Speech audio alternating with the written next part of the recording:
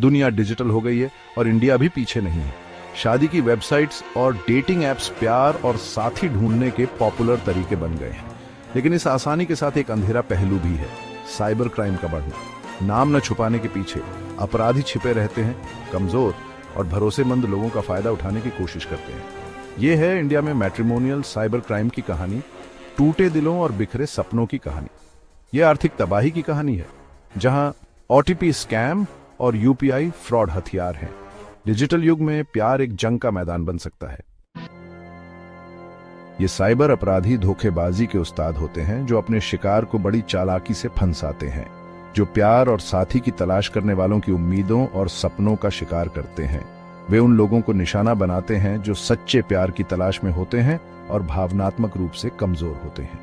वे शादी की वेबसाइट्स और डेटिंग एप्स पर चोरी की तस्वीरों और झूठी पहचान का इस्तेमाल करके असली दिखने वाले नकली प्रोफाइल बनाते हैं। ये प्रोफाइल इतने असली लगते हैं कि कोई भी आसानी से धोखा खा सकता है।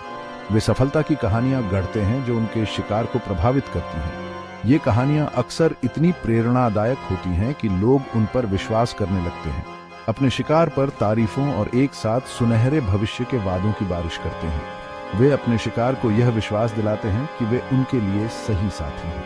वे अपने शिकार की भावनात्मक कमजोरी का फायदा उठाते हैं और उन्हें अपने जाल में फंसाने के लिए हर संभव प्रयास करते हैं। वे अपने शिकार को भावनात्मक रूप से इतना कमजोर बना देते हैं कि वे उनकी हर बात मानने लगते हैं। सोच समझकर लिखे गए मैसेज और बातचीत के जरिए विश्वास और नजदीकी बनाते हैं।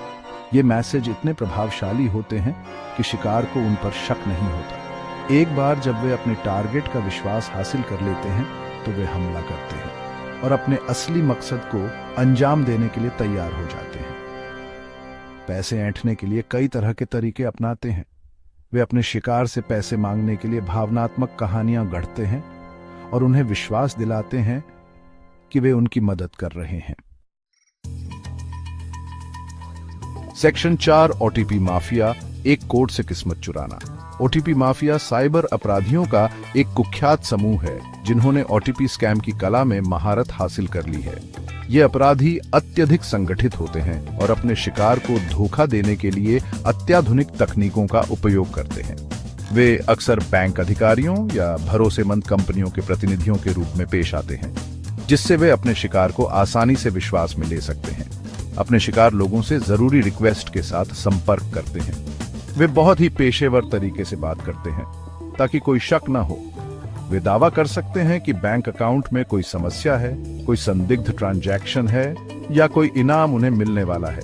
ये सभी बहाने उनके शिकार को भ्रमित करने के लिए होते हैं, या कोई इनाम उन्हें मिलने वाला है। इनाम का लालच देकर वे अपने शिकार को आसानी से फंसा लेते हैं। उनका लक्ष्य सरल है, शिकार को अपना वन टाइम पासवर्ड या ओटीपी बताने के लिए चकमा देना। वे बहुत ही चालाकी से अपने शिकार को ओटीपी साझा करने के लिए मजबूर कर देते हैं। एक बार जब उनके पास ये कोड आ जाता है तो वे तुरंत ही बैंक अकाउंट एक्सेस कर सकते हैं और आसानी से पैसे चुरा सकते हैं। इस तरह के साइबर अपराधों से बचने के लिए सतर्क रहना और किसी के साथ भी ओटीपी साझा न करना बेहद जरूरी है। सेक्शन 5 यूपीआई फ्रॉड, डिजिटल युग में एक नया खतरा। यूपीआई या यूनिफाइड पेमेंट्स इंटरफेस के उदय ने इंडिया में डिजिटल लेन देन में क्रांति ला दी है, जिससे लोगों के लिए पैसे भेजना और प्राप्त करना बेहद आसान हो गया है।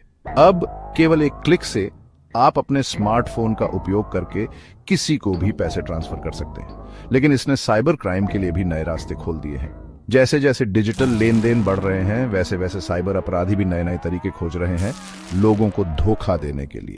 अपराधी यूपीआई फ्रॉड करने के लिए कई तरह के तरीके अपनाते हैं, जिनमें से कुछ सबसे आम हैं फिशिंग अटैक और सिम स्वैपिंग। फिशिंग अटैक से लेकर सिम स्वैपिंग तक ये अपराधी हर संभव तरीका अपनाते हैं। फिशिंग में धोखाधड़ी वाले मैसेज या ईमेल भेजना शामिल है, जो असली कम्युनिकेशन के रूप में होते हैं। फिशिंग में धोखाधड़ी वाले मैसेज या ईमेल भेजना शामिल है, जो असली कम्युनिकेशन के रूप में होते हैं, जिससे शिकार लोगों को दुर्भावनापूर्ण लिंक पर क्लिक करने या संवेदनशील जानकारी बताने के लिए चकमा दिया जाता है। जिससे शिकार लोगों को दुर्भावनापूर्ण लिंक पर क्लिक करने या संवेदनशील जानकारी बताने के लिए चकमा दिया जाता है।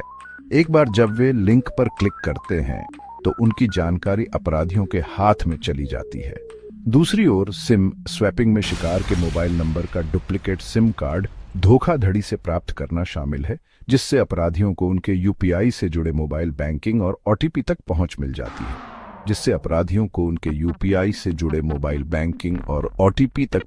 जाती है। यह उन्हें शिकार के बैंक खाते से पैसे निकालने की अनुमति देता है, जिससे भारी वित्तीय नुकसान हो सकता है। सेक्शन 6 असली कहानियां, असली नुकसान, मैट्रिमोनियल साइबर क्राइम के शिकार। आंकड़ों के पीछे असली लोग हैं जिनकी जिंदगी मैट्रिमोनियल साइबर क्राइम ने तबाह कर दी है। बेंगलुरु का एक सॉफ्टवेयर इंजीनियर प्यार में अंधा होकर एक मैट्रिमोनियल वेबसाइट पर मिली महिला को 50 लाख रुपए गंवा बैठा। मुंबई में एक रिटायर्ड टीचर साथ की तलाश में एक ऐसे आदमी ने उसकी जिंदगी भर की कमाई ठीक कर ली जिसने उससे शादी का वादा किया था। ये कहानियां एक कठोर याद दिलाती हैं कि कोई भी इन स्कैम का शिकार हो सकता है।